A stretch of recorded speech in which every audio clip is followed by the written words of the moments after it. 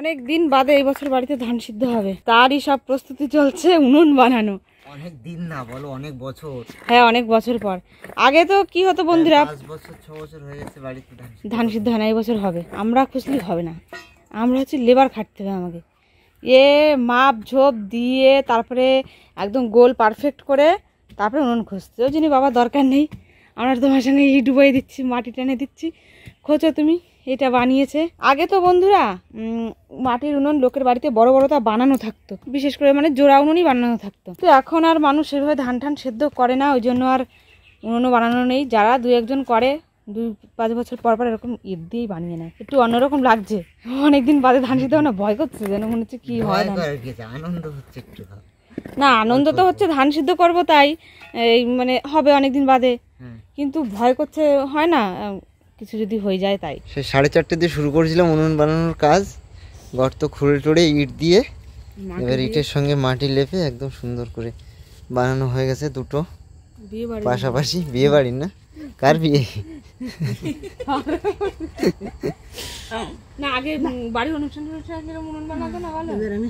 এখন তো অনুষ্ঠান বাড়ি পুরোপুরি উনুন বানানো বন্ধ, সব গ্যাসে হয়। তা যাক, আমাকে ধান সিদ্ধ করার জন্য আর একবার সেই পুরোনো দিনের কথা মনে পড়লো। হ্যাঁ, পারফেক্ট। বাহ, এই হলো উনুন, আর এইখানে হচ্ছে ধান রাখার জায়গা, ভিজিয়ে রাখার জন্য চৌবাচ্চা বানানো ইট দিয়ে, তাবু দিয়ে। আজকে আর করবো না, পরে কালকে। হাড়ির তলায় ছাই লাগিয়ে ধান সিদ্ধর জন্য রেডি হচ্ছে।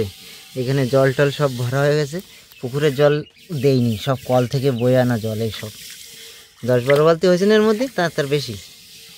6 বার গেছি, কলসি আর বালতি। ছাই মাখালে কি কালি তুলতে সুবিধা হবে? তাই কালি করবে না তো, তাহলে হাড়ির ডাল হাফ বালতি এটা দাও, আর হাফ বালতি এটা দাও।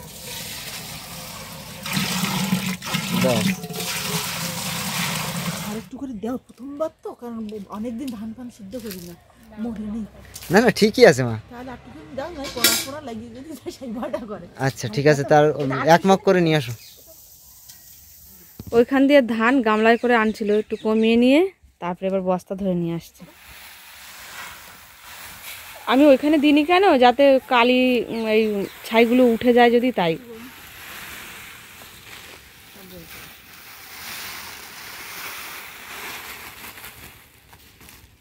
এইবারে আরেকটা ছোট গামলা নিয়ে এসো, তাই দিয়ে কাটাই কাটাই দাও, বড় গামলা করে আইনে।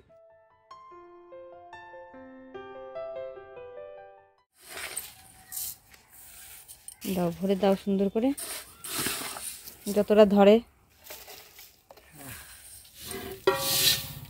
এখনো লাগবে কটা, কত সুন্দর ধান।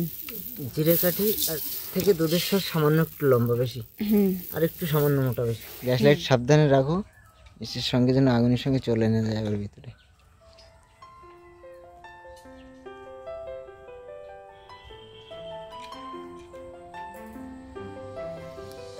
ধানের ভাপ উঠলে এর ভিতরে এনে ঢেলে ফেলা হবে, 1 রাত থাকবে।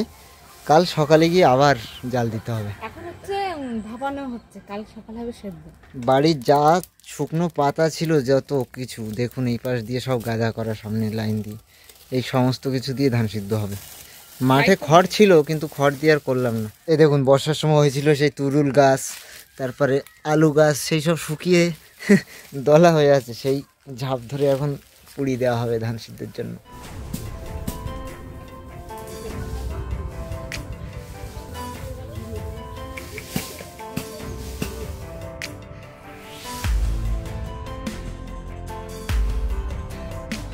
এক হাঁড়ি ভাপানো ধান কিন্তু নামানো হয়ে গেছে, আর 1 হাঁড়ির ভাপ উঠে গেছে, এবার নামাবো।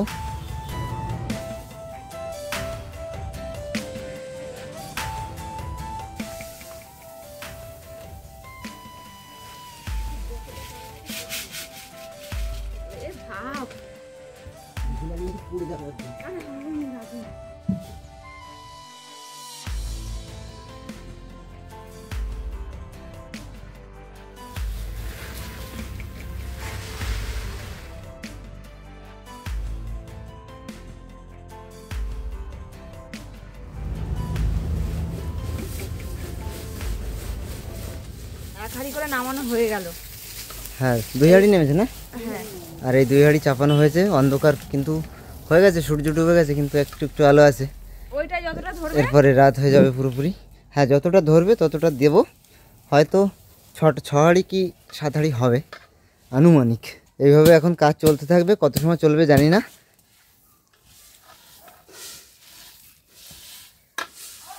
তিনটে দিয়ে শুরু হয়েছিল ধান সিদ্ধ করার কাজ, এখন 7টা বাজে, মোটামুটি শেষ হয়ে গেছে। 10 হাঁড়ি মতো দেওয়া হয়েছে, 8 হাঁড়ি ওই তাঁবুর মধ্যে ভেজানো, আর 2 হাঁড়ি হাঁড়িতেই রয়েছে। দুটো উনুনে সিদ্ধ করে তো ওই জন্য একটু সুবিধা হয়েছে।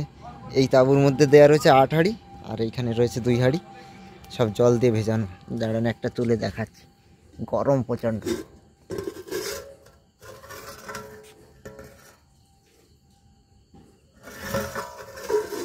ওরমভাবে থাকবে সারা রাত, ভিজবে, কাল ভোর ভোর উঠে তারপরে আবার সিদ্ধ বসাতে হবে।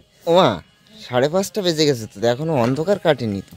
5:30 অন্ধকার কাটে না পুরোপুরি চারিদিকে এখনো অন্ধকার। এখন 5:30 বাজে, 5টার সময় থেকেই ধান সিদ্ধ করার কাজ শুরু হয়ে গেছে। তখন তো আরো অন্ধকার ছিল, আর কুয়াশাও পড়েছে, কিন্তু আজকে হালকা হালকা। পরিষ্কার হোক চারিদিকে আস্তে আস্তে। 6টা বেজে গেছে, এখন দিনের আলো দেখুন অল্প অল্প করে ফুটেছে। আমাদের এই হাঁড়ির একটা ধান ভাপ উঠে গেছে, দেখুন ওপর থেকে বাষ্প বেরোচ্ছে।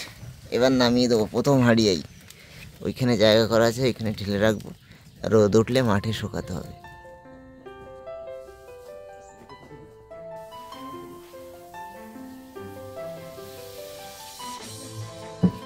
দেখো কলের জলের কালার কিরকম হয়ে গেছে।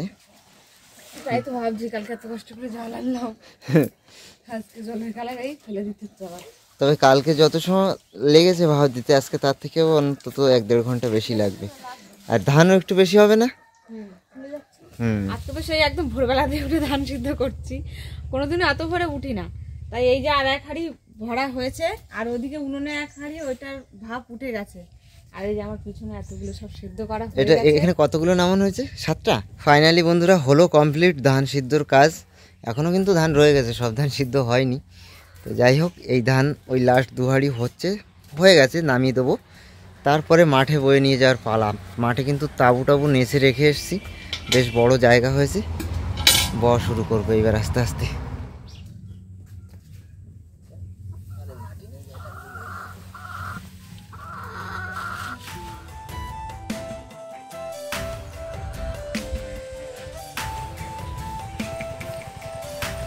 পাশের এই মাঠে এখানে তাঁবু নাচা হয়েছে, দেখুন বেশ বড় জায়গা হয়েছে, কিন্তু অনেকটা লম্বা করে 3খানা ত্রিপল নাচা হয়েছে এখানে। এবার বাড়ির থেকে ধান বয়ে বয়ে নিয়ে আসবো, আর এইখানে এনে ঢালবো রোদ্রে শুকানোর জন্য।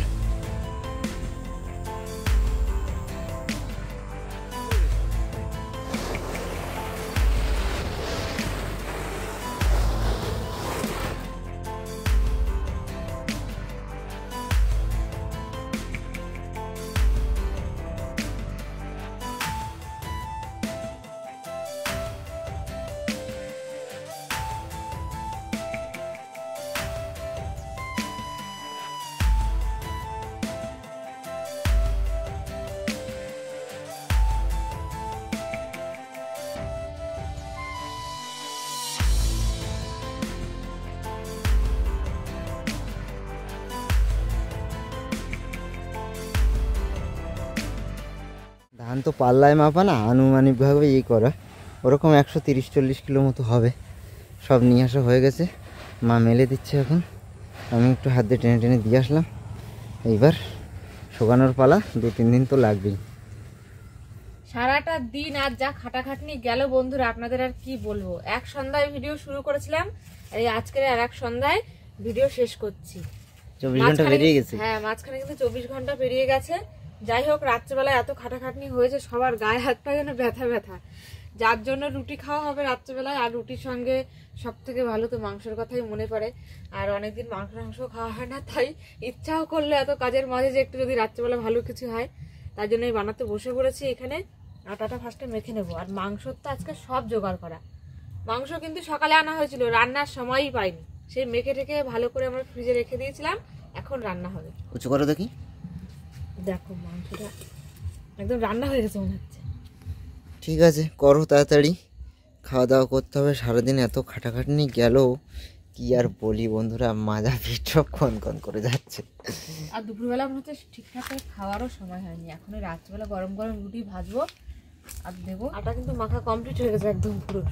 আটা মাখা কমপ্লিট, এখন শুধু মাংসটা রান্না করলেই হয়। যতটা তাড়াতাড়ি পারবা করবা, ঠিক আছে? বেশি কারুকার্য করা লাগবে না। এরকম ভাবে সেই মনে আছে শীতের সময় কাঠ কয়লার আগুন বানিয়ে মাংস পুড়িয়েছিলাম, করতে হবে আবার না? Heavy tasty.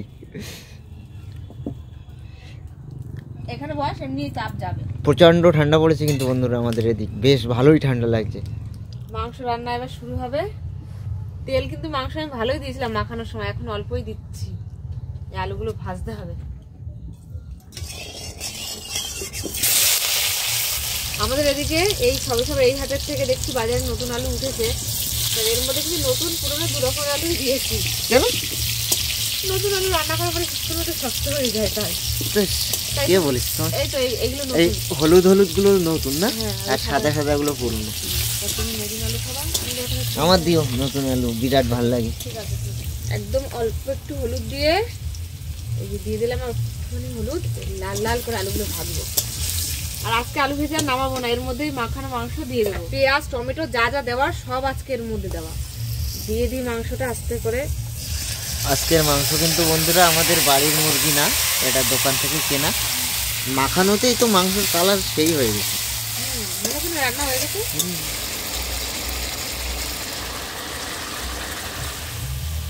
বাষ্পের ধোঁয়ায় কড়াইয়ের মধ্যে কিছু দেখা যাচ্ছে না। হয়ে গেছে। তেল ছেড়ে দিয়েছি তো।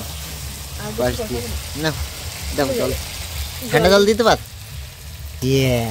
যাও তুমি যাও দি, তারপর দেখছি। আর দেখা দেখি কিছু নেই, খেতে পারলে সেরকম অবস্থা। একটা সময় ছিল, হ্যাঁ, এখান থেকে কয়েক বছর আগে আমি রুটি বেলা তো দূরের কথা, রুটি ভাজতেও পারতাম না। কাপড় ভাজা হচ্ছে রুটি বানালে। হ্যাঁ, আর এখন রুটি খুব সুন্দর বানাই, একদম সফট। আর কি বলতো, রুটি কমপ্লিট হওয়ার পরে যদি সুতের কাপড়ের মধ্যে রেখে দেওয়া হয়। আমি তো শিখালাম তো, মাংসটার দায়িত্ব কিন্তু এখন তোমার। আমি রুটির দিকে চলে এসেছি। মাংসের দায়িত্ব আমার, এখনো হয়নি যদিও। চেখে চুকে দেখো। চেখে চুকে দেখতে পারবো না আমি। একটুখানি গরম মশলা দিয়েই নামিয়ে দেবো, সামান্য একটু ঝোল কমবে এর থেকে। চাটু বসে গেছে উনুনের উপর, রুটি ভাজা হবে। সব করা বেলা হয়ে গেছে? কয়টা করলা বাকি রয়েছে? 3টে বাকি আছে। তোমার হাত তো বিরাট শক্ত হয়ে গেছে। খুন্তি লাগে না এখন। এমনিও রুটি ভাজতে খুন্তি লাগে না। রুটিগুলো ফুলছে কি সুন্দর বন্ধুরা। প্রথমটা দিলাম একদম ফুটবলের মতো হয়ে গেছে। এটা দেখি কি হয়। জাল লাগলে ফুলবে, এই হচ্ছে মেন কথা। জাল লাগাও। জাল কি কেউ বাধা দিয়েছে নাকি তোমারে? ওয়াও,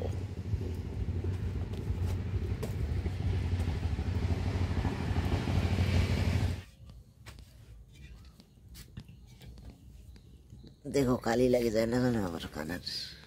না লাগবে না। খুলো খুলো খুলো।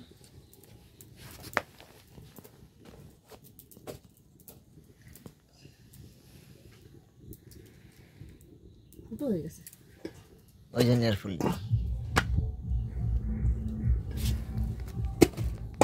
অর্ধেক খাওয়া হয়ে গেছে কিন্তু বন্ধুরা আমাদের ঘরে এসে এত কষ্ট হচ্ছে, শুধুমাত্র ভিডিওটা শেষ করব তাই জন্য অপেক্ষায় রয়েছি, নাহলে কখন গিয়ে শুয়ে পড়তাম, সেরকম অবস্থা।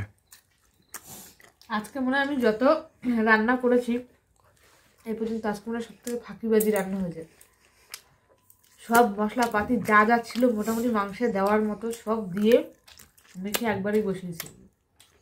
আর হয়ে গেছে টেস্ট হয়েছে, কিন্তু দারুণ টেস্ট হয়েছে। রুটি দেবো? আলুও দেবো? দাঁড়াও ছিঁড়ে দিই। এই আলুটা দেবো না একটা নতুন দেবো?